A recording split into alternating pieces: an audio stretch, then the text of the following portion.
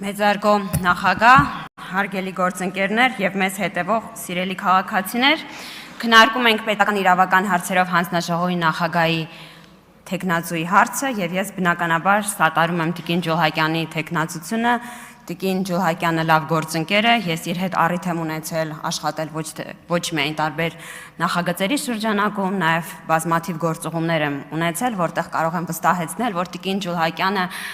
շատ բարձր մակարդակով ներկայացրել է Հայաստանը եւ մեր քաղաքական օրակարգը Տիկին Ջուլհակյան, ես բնականաբար աջակցում եմ ձեր թեկնածությանը, բայց նաեւ պետք է անդրադառնամ հարցերի, որոնք հնչել են այս նիստերի դահլիճում։ Մի ձևակերպում է հնչել 3 պարոն Կարապետյանի կողմից, որի հետ ես չափազանց անհաշտ եմ։ Պարոն Կարապետյան, չի կարող այդ միտքը հնչել այստեղ եւ մնալ անարձագանք, իսկ միտքը հետեւյալն է։ Բնականաբար ուղիղ չեմ ցիտելու, բայց ասում եք դուք եւ մենք նույնն ենք։ Եթե մենք վատն ենք արել, դուք էլ եք վատը անում։ Եվ հավասարության կամ համեմատության նշան ընկալվում էր քաղաքական բանտարկյալները։ Դուք ասում եք դե մենք մեր օրոք եթե եղել է, առաջին նախագահի օրոք, երկրորդի օրոք, երրորդի օրոք, ապա հիմա դուք մի արեք։ Դուք այսպես ասում եք քաղաքական բանտարկյալների թվի կամ ուրեմն բովանդակության համեմատությամբ։ Եվ ես ուզում եմ հստակ ասել, որ Հայաստանում չկան քաղբանտարկյալներ։ Հայաստանում չկան քաղբանտարկյալներ, ոչ թե որովհետև քաղաքացիական պայմանագիր կուսակցությունն է դա ասում, այլ ձեր սիրելի տարբեր միջազգային զեկույցներ։ Օրինակ 26 թվականի Human Rights Watch զեկույցը հրապարակել, որտեղ հստակ արձագանքել է, որ Հայաստանում չկան քաղբանտարկյալներ։ Դուք չեք կարող գալ եւ ընտրովի ասել, այս կամ այն զեկույցը մեջ բերելով, Հայաստանում կան արդյոք քաղբանտարկյալներ, թե ոչ։ Միանշանակ է, որ մենք եւ դուք տարբեր եք, եւ ինձ համար դա մեծագույն պատիվ է։ Իսկ ձեր օրոք եմ ասում, որովհետեւ ձեր հայրը եղել է Սերժ Սարգսյանի աշխատակազմի ղեկավար, երկար տարիներ պատգամավոր եւ ֆրակցիայի նախագահ, եղել են քաղբանտարկյալներ, որոնք իդեպ ոչ միայն Հայաստանում են արդարացվել, այլ միետ տարբեր վճիռներով։ Հայաստանում քաղբանտարկյալ է եղել եւ արդարացվել 22 թվականին Նիկոլ Փաշինյանը, 19 թվականին արդարացվել է Մուրշեղ Սաղաթելյանը, 20 թվականին արդարացվել են Վճռաբեկ Դատանի կողմից Արմեն Ավագյան, Մասիս Այվազյան, Կարեն Թարխանյան, Դավիթ Աղայան, Վարդան Ջանգիրյան, Արման Շահինյան, Դավիթ Մաթևոսյան, Փառք եւ պատիվ մեր ընկեր Դավիթ Մաթևոսյանին Աստված հոգին լուսավորի, Խաչիկ Գասպարյան, Սամվել Հարությունյան, Արամ Բարեխամյանի մասով բողոքը բավարարվել է, Սասուն Միքայելյան, իրենք բոլորը քաղբանտարկյալներ են։ Կան էլի մարդիկ, ովքեր օրինակ իմ ամուսնու հայրը, ովքեր կարող էին մեծ դատավճով արդարացվել, ուղղակի այդ ժամանակ չէր եղել մի վեհն փաստաբան, ով անվճար ուրեմն այդ գործերը կուղարկեր։ Միետ ցավոք սրտի ամուսնուս հոր գործը այդպես էլ միետ չհասավ, բայց առաջարկում եմ ուսումնասիրել գործը շատ հետաքրքիր էր, ինչպես քնիչը հետաքրքրվում էր, թե Հովանես Թումանյանը ինչ է նվիրել Արշակ Բանուչյանին, այս մասին հետո հարմար առիթով կպատմեմ։ Մեր ընտանիքներում, մեր հասարակությունում, մեր կողքը ապրող հարևանների տանը մարդիկ եղել են, ովքեր օրինակ սովորել են Պետական համալսարանի իրավաբանական ֆակուլտետում եւ չէին կարող չնկատել, թե ինչ էր տեղի ունենում այնտեղ։ Մենք ունենք շատ ընկերներ, բարեկամներ, ամուսինս ով ծառայել է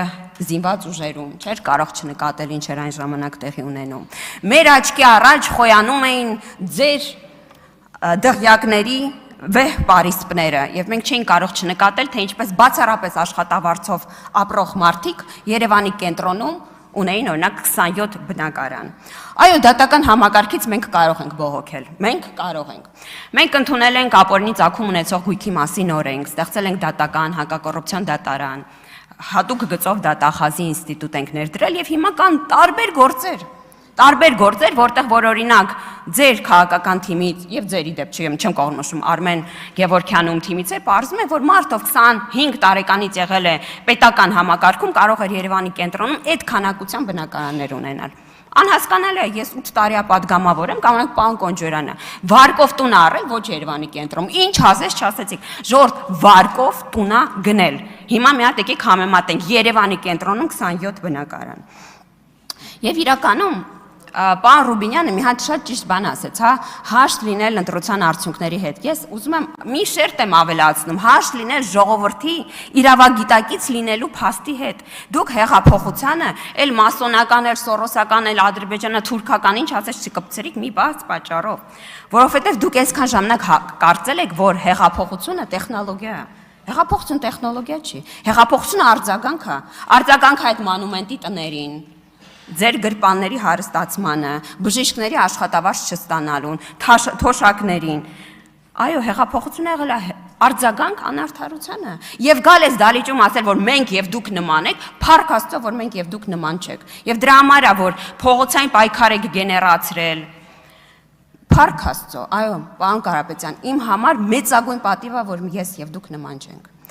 Դուք փողոցային պայքար եք փորձել գեներացնել, ընտրություններ են եղել, վարչապետ ամենաշատ հրաժարական տված վարչապետն է եղել։ Գայք վերցնեի 21 թվականի իշխանություն դրսում թափածեր վերցնող չկար։ Եվ շատ հետաքրքիր այն պահը, երբ որ դուք մուտք գործեցիք քաղաքականություն։ Գիտեք, ես ձեր ազնվությանը կհավատայի, եթե դուք որոշեի քաղաքականությամբ զբաղվեք մի պահի, երբ որ Հայաստան իսկապես գոյութենական խնդիրների առաջ էր կանգնած, այդտենց պահ եղել է։ Բայց դուք քաղաքականություն մուտք գործեցիք, ինչպես Սամվել Կարապետյանը այդ մասին իր ճեպազրույցում ասեց, երբ որ կպան ձեզ։ Պարոն Կարապետյանը ճեպազրույցներից մեկում ասել է. եթե այս քրեական գործերը չլինեին, ես քաղաքականությամբ չէի զբաղվի։ Ասել է պարոն Կարապետյանը։ Պարոն Կարապետյանը չի որոշել զբաղվի Հայաստանի հարցերով, եւ որ կար գոյութենական խնդիր։ Պարոն Կարապետյանը ընտրել է զբաղվել քաղաքականությամբ եւ իր վերաբերյալ քրեական գործ է եղել։ Կամ այս դալիճում ասում եք կրոնական հարց